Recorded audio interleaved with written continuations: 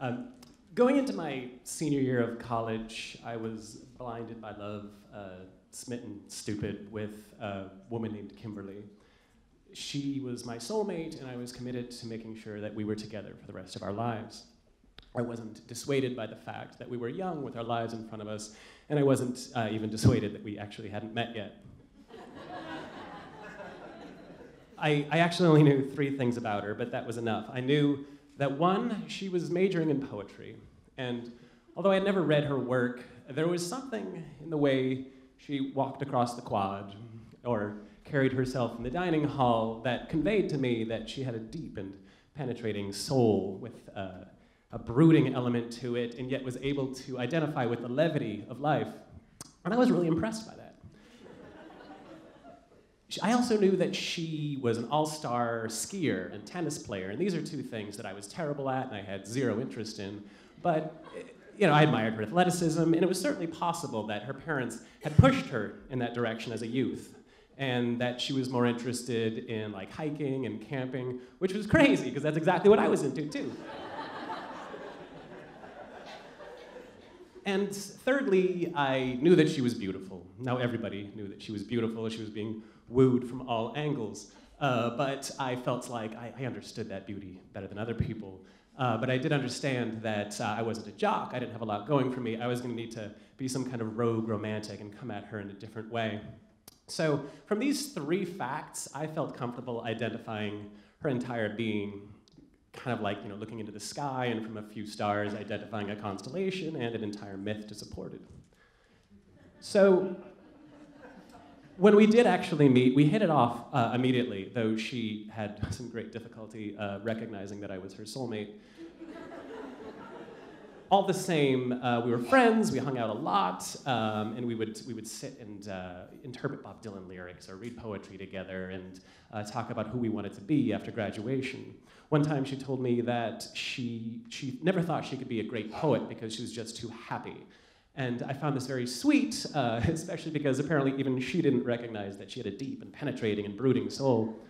So we would hang out regularly, and she was often busy with athletics and academics and dates, and I kept trying to fight my way out of that just friends box, and I wasn't going anywhere, and I thought that desperate thought at one point, finally thinking, maybe she just doesn't understand that I really like her. Now, if I had told any of my friends this, of course, they would have sat me down and politely said, Keith, trust me, she knows. Everybody knows. But I didn't. Instead, one night, sitting on the fire escape, drinking Rolling Rocks, I said, Kimberly, I think that I love you. And she smiled, that Cheshire cat smile that challenged you not to fall in love with her. And she said, Keith, I love your mind. It's not a flattering thing to hear in that circumstance. But I felt like I'm so close. I really think that she just doesn't get it. I need to do something different here. I need to think outside the box. I need to do something bold. I need to do something bold and yet elegantly simple. And I'm a college student, so it needs to be bold and simple and cheap. So I decide, I hatch a plan to do this kind of Romeo and Juliet thing where her birthday is coming up and it falls on Valentine's Day. And I think, okay, what I'm gonna do is I'm gonna get a ladder and I'm gonna put it up to her 2nd floor off-campus window and give her a single red rose. And it's gonna be beautiful and it's not gonna be creepy. So the day before her birthday, I get up early and I go to 3 different florists looking for that perfect rose and that ideal state of fragility and just ready to bloom perfectly. And I finally find it. And I brought a post or 2 with me to carry it back so no one is suspicious. They just think, there goes Keith buying posters again.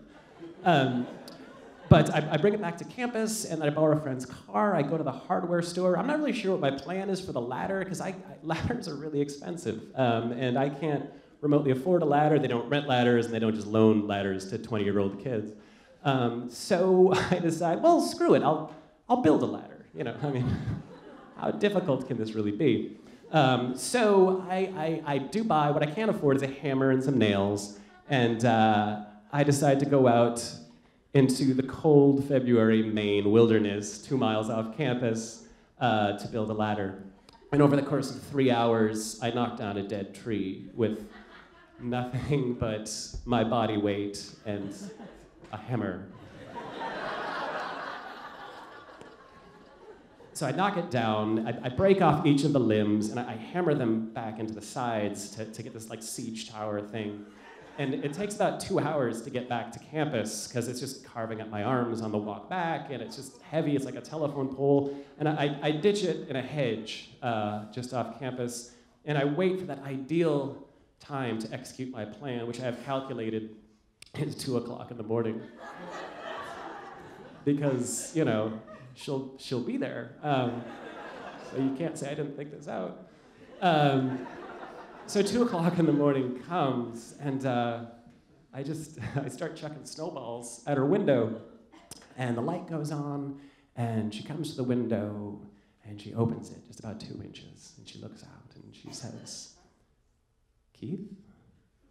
And my heart just flutters, because she's got this tone in her voice, because she's totally romantic. She lives for this crap, just not necessarily with me. But I'm also nervous, because there's also a little bit of a tone in her voice, as if like she just walked into her bedroom closet, and I'm in there in her underwear with all of her lipstick on all over my face.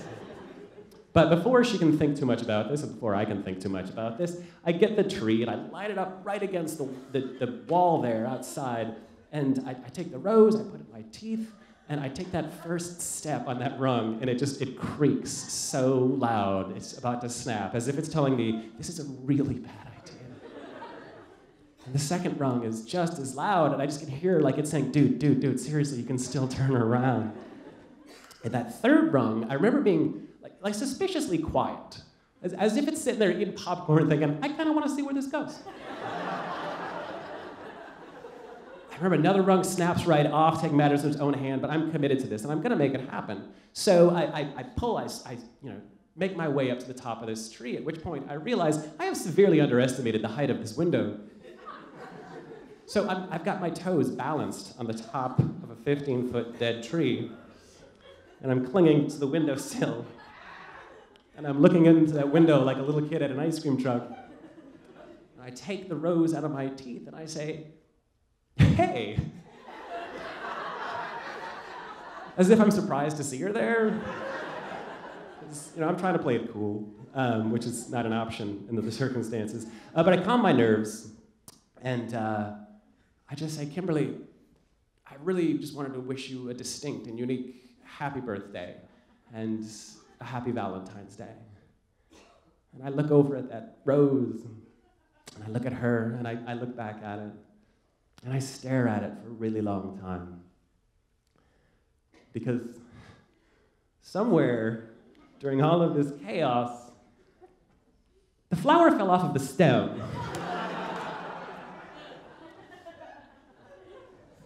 And I'm holding a cold, thorny weed to convey everything I feel for this woman. And I don't know what to say. So I just say, "There was a flower here." And she speaks up for the first time, and she says, "Was it a rose?" And I say, "Yeah, it was. It was a really good rose." And she laughs, and she says, "I have no doubt at all." So I don't know what to do, so I'm just gonna keep going with my plan, essentially, and I pass it through that little slot, like some prisoner passing on the only pathetic thing he has of value to someone in the outside world, desperately hoping it means anything to her. And she takes it, and my hands are frozen, but I can feel her warm fingers take it from me. And she takes it, and she holds it up to her nose, and she closes her eyes, and she breathes it in. And she smiles that smile, and she opens her eyes, and she looks straight into me.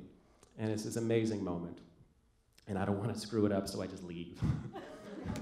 I kind of try and climb off the ladder, but more fall, and I think I'm talking as that happens. I don't know. I fall, I hit the ice, I take my ladder, and I just disappear. I ditch the ladder and the quad, and I go to bed.